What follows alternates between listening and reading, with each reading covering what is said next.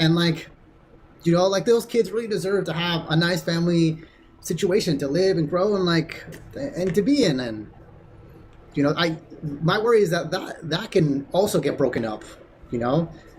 Y'all, we have got to talk about this whole thing with Tony and Mykelti. We recently did a video about Tony basically saying that Cody should just focus on the family that he does have. We talked about Mykelti, we talked about Tony, but we're going to talk about Mykelti and how she felt. Yeah. Obviously we don't know her. I'm just going off of pure body language. From what I've seen, it seemed like she was a bit like uncomfortable with it, and because even when he was sitting down there talking about how they have their little family, those little kids deserve that, it just kind of looked as if like, we also deserved it too. Like there was a little bit like, a little bit of sadness, like Absolutely. Tony talking about how they. I'm sorry, y'all. Sorry, y'all. It's a little chilling. But the way that Tony was describing it, to me, I did feel like it was a bit insensitive to Mykelti. I feel like he needs to work on that bit because you're here saying that, you're watching a show. You're forgetting that the woman sitting right next to you has been one of the people that have been mistreated the most, especially by Cody. Yeah. Somebody said in our conversation that she has middle child syndrome, where there's a lack of attention, there's a lack of love, and you're kind of just left alone. Yeah. And that she's had to deal with all of this stuff, from her dad, just so that she can get just a little spectrum, just a little grain of salt of attention from Cody. Yeah. And I feel like it is insensitive for him to go and say that, look, he should just focus on family that he does have. Yeah. You can't just basically, like, how are you going to like forget about all the other kids? It was nice seeing him playing Jenga. Mykelti was like, I'm sure Mykelti would have wanted that too. Him playing Monopoly, but she did say that he was not there most of the time. She did say that her father was there most of the time. He was either on a work trip or just some trip, like he wasn't there. And Tony was like, well, you all turned out pretty good, and she's like, yeah, we spent time with our mothers, but Tony just kept on going. He was just so insensitive to the point that even he was very insensitive. There was one point where he says to Mykelti, because Mykelti was crying, when she was thinking about, there was a point when she went to go give birth, they strap you down as they put you under. Strap you down where? They strap you down I actually saw it because I went with a friend of mine who had to have, Why are they strapping you down? Who had to have a C-section. They strap you down when you have a C-section? Yeah, they literally strap you down like you're on a cross, right? And they strap you here. But, she made a good point that maybe after they give you all this medication to kind of numb you from the waist down, they don't want your body to kind of fall all over the place. So they kind of hold you down for the moment. They don't keep you holding down, strapped down, but they hold you down. Nobody was there. It was just her. And it's the same thing with me. I couldn't go in there without Famata. I could see that she was very, I could see her through the there was this little mirror, not mirror, but a little window I could peer through. Can I just say something real quick? Am I the only one, and I just want you guys to get in the conversation to say yes or no. Yeah. Am I the only one that thinks hospital births are a bit barbaric and unnatural? Personally, sure I feel like it is a bit barbaric and unnatural. For me, even though I have a heart condition, so I might actually have to have a hospital birth, if I had it my way, I would be doing it naturally. Because laying down on your back to give birth, that's how you get pregnant. That's not how you should let a child come out. And then strapping you down for what? Doing a C-section? Like you're on a cross? After they numb you. No. After they numb you from the waist down. So I could see why Mykelti was. I could see why she was panicking. That's called trauma. And so she was crying, and she went into this whole panic attack, and until Tony came, and she was able to calm down. So Tony was like, I don't know why you were, crying and all this stuff and whatever. He said that? Yes, and then went so far. He didn't stop there. he was like, yeah, I don't even know why you were crying when you were, because after that they had to do the confessional, you know, when they talk about the birth, and Mykelti was still getting choked up. Because it's traumatic. Well, so he said, traumatic. I don't even know why you were even crying when we were talking about it. You were still crying. And so Mykelti was like, you don't know why I was crying? And he was like, no. She's like, you don't know. No, why were you crying? Was and he then drunk? Mykelti, hold on. Mykelti says, that's because Garrison had passed away, I think, a couple of weeks prior to the time that they had that, did that interview. And so Tony looked like, I have effed up. yes, royally. that's exactly how he looked like. She You did. know how- she how- wasn't. Listen, she wasn't trying to let the brother hang himself, but he hung himself. Yeah, oh, and she did not throw him a bone. She continued to talk about that, and she was like, and that was the reason why. She didn't try to hold her but say, you know, you don't remember, whatever. She did not. I was like, oh. Shit. Listen, no marriage is But perfect, yeah. but I mean, Tony, you have to be a little sensitive. Like Yeah, you have to be I a was little just extra like, careful if you're gonna be here on these Patreons. Like this obviously is not no hate train. Just like towards when I Tony, was starting but to like him on there, then it gave me reasons to say, yeah, maybe you need to go away for a little while. I'm sure they're gonna get some of that. I am sure after this particular episode that they did, I am sure people are gonna be coming in on him and those comments because he was just.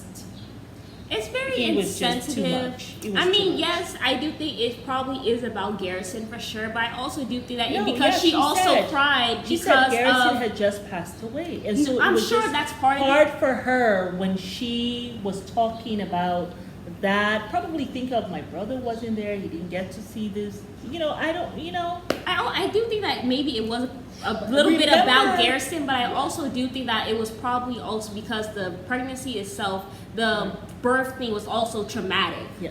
But remember Mykelti did say that after they actually do the scene, right? It takes them months before they come and do the confessionals. Yeah. Months have passed.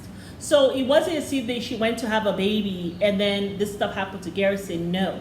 Months have literally passed but since she had a baby that they did this confessional. And so it makes sense that that's why she was crying because of Garrison.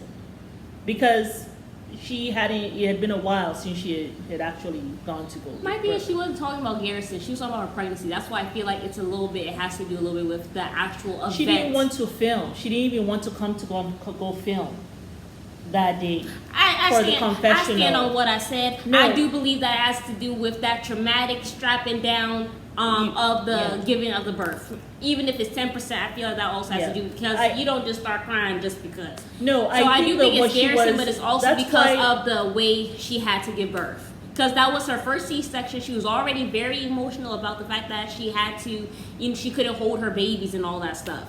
So I think it has to do with how she had to give birth and Garrison. Probably more so to do with Garrison than it has to do with the whole giving birth thing though. But yeah, Tony, you out of pocket, brother. You are out of pocket. Yeah. You are out of line. Sometimes it's okay to think 3 times before you speak. It's okay to do that, and or just be take a back sensitive. seat a little bit because this is her family. I know you have your strong opinions, but just be aware that this is her family.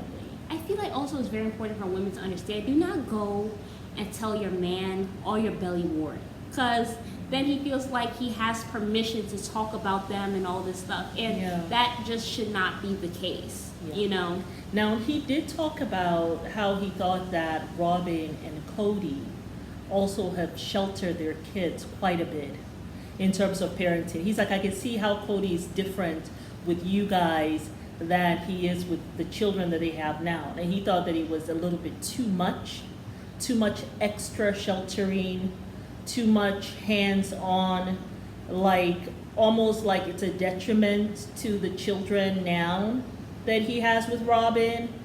So I can see why Robin is not calling you people. Because if she gotta be on your show, listen to you all show and what you all are saying, especially with Tony and all the stuff he be saying, I can see why she's not calling you. I know, Mykelti, you were like, well, we both are not really calling each other. Well, I'm telling you why Robin ain't calling you and Cody ain't calling you. They're looking at it as you all have become quite disloyal, probably since you all moved. Probably saying that they talk too much. Well, probably since you all moved near Madison. They're probably blaming Madison for the reason why Mykelti has changed. Yeah. Well, also I could be thinking, because Mykelti did just cut her hair, and she looks really good with the shorter hair. So maybe he's feeling like, oh, is she getting ready to leave me or whatever the case? Like, I don't know. Maybe he's feeling a little insecure. I mean, she said she cut her hair. I don't think Tony was there when she talked about the reason why she cut her hair. But she said she lost. When you go to give birth, a lot of times you do lose your hair after the pregnancy. I actually think she looks better with this hair length, and I'm happy she didn't go with a bob. Like, she went like above the chest type of hair, and it looks fuller. It looks more of a voluminous. She also brings out her face. She doesn't look so scraggly like with the hair anymore. She actually looks very well put together. She lost a lot of hair. She said she cut a whole 12 inches. Yeah, I could tell. I saw her Instagram. Yeah. So. Yeah, but we'll see you guys on the next one. Let us know what you guys think about this down below. I know. Tony, Lord have mercy. Please do better. This is your wife. Okay, this is your wife. It's not somebody off the street. I mean, there should be a little bit. I guess Mykelti knows that Tony just is not a very sensitive person. I mean, and no marriage is perfect, so I'm not going to. Him. I mean, and no marriage is perfect, so I'm not going to sit down here and be like, oh, you should leave your husband. I mean, I'm sure we have all had partners where our husband has been like insensitive towards and stuff like that. It's just that it's on TV, so it's more open for public opinion. But I just want to say, Tony, be more sensitive to your wife. She still wants a relationship with her dad, and you may not see it, but it probably affects her in more ways than one. Yeah. And it probably affects the way she parents her kids or the way she interacts with you. Yeah. All that stuff. So even the fact that she seemed a little too demure when you were there saying all that stuff, it's probably because, just like with her dad, she couldn't really voice her opinion out of fear that he would leave. Yeah. So even that is a cause of what has happened with her father. Her valid. She should be able to express her feelings, and what you're pretty much saying to her. Get over it. You have to focus on this little family. Exactly. And it's not get over your childhood. Get over whatever trauma you went through. I mean, you're an adult now. You're pretty much saying what Cody is saying. And she's probably feeling that. And so, let her be able to express. I mean, I hope you're allowing her. It doesn't sound like it, but I hope you're allowing this woman to express her feelings as to how she feels about this whole thing with Cody. You should be that safe space for her. But I've always thought that Tony was insensitive, even when they were dating. Remember when he took her on that hike? And can we just talk about so when insensitive?